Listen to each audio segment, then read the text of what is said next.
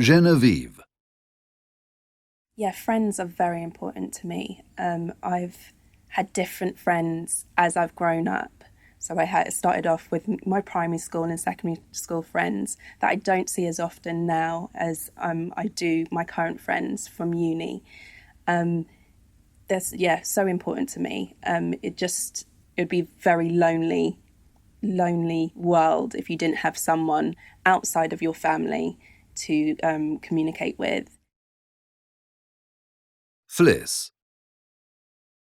I have one sort of best friend that I've had since I was in primary school, actually.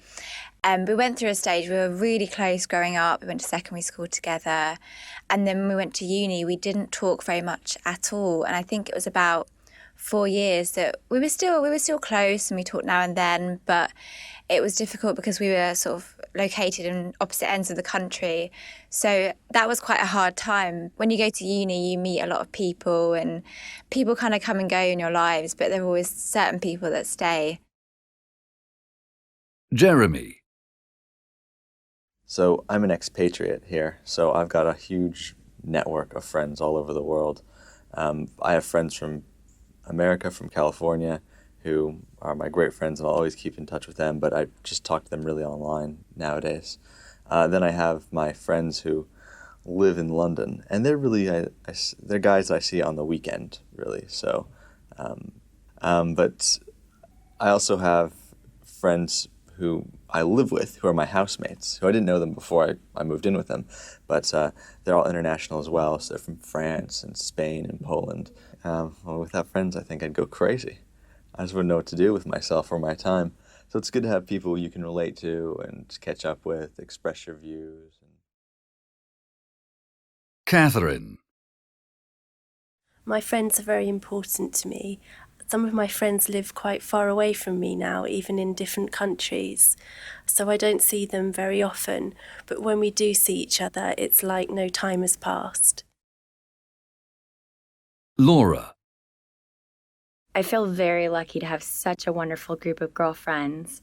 You know, on the weekends, we enjoy hanging out at the beach and getting together for barbecues. Chris.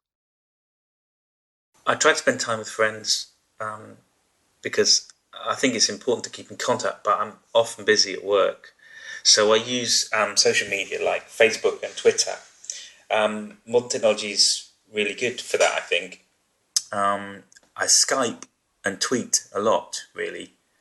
I actually have a old best friend who lives a long way away, but I Skype him at least twice a week. The weirdest thing about moving to London was leaving my friends behind. So I try and keep in touch with them as much as possible. Even to the fact that they visit quite a lot. They visit quite a lot. They come and use my couch, and I use their couch whenever. I text them once in a while. It's not too expensive to call them, but I think it's nicer whenever I land in Dublin. I basically just drop into my friends, just surprise them. Maybe 9 o'clock in the morning, maybe 7 o'clock in the morning. But it's just nice to catch up with people without Facebook sometimes. Because with Facebook, you kind of know everything about them, but you don't know anything. So I spend a lot of time with them. I normally just go to some gigs, just eat a lot of food, hang out. That's it. Yeah, since I moved to London, I found a lot of international friends as well. So I'm friends with a lot of Spanish people, a lot of French, Spanish, Italian, American, like less Irish people than I've ever been surrounded with before. And I mean, to be honest, with modern technology, you spend a lot of time with your iPhone and WhatsApp and Twitter and Facebook and emails, and basically it's a lot easier to keep in contact with people. Okay, so Hull, what do you think like the ingredients for a really good friendship like are? I think honesty is really important. What do you think?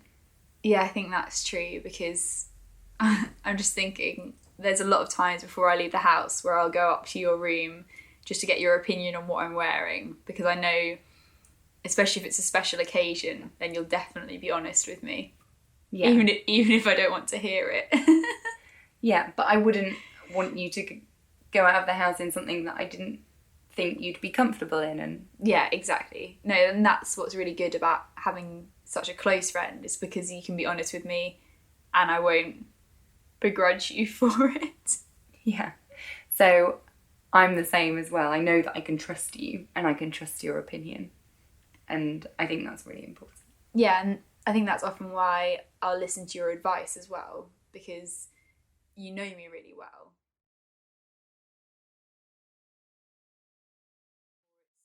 It's sort of more difficult to trust them because they don't know me as well. So I think that's something that really comes with time. Yeah, I agree. And I think being able to give advice and listen as well at the same time is that's important. True. And yeah, you're a really good listener. I think I go to you for advice a lot because I know I can trust you, and hopefully I can give you useful advice as well. Yeah, you do. So I think that's really important. What else?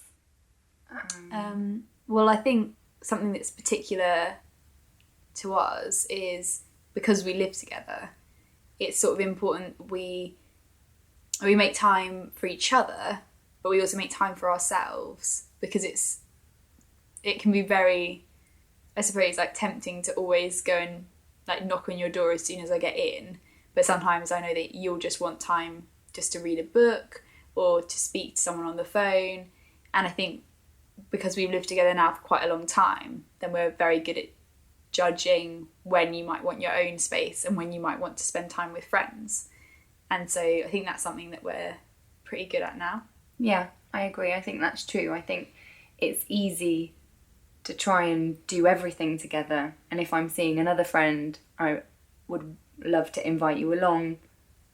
But I know it is important not to be on top of each other all the time. Not to always be a pair. Yeah. I think that's a really good point.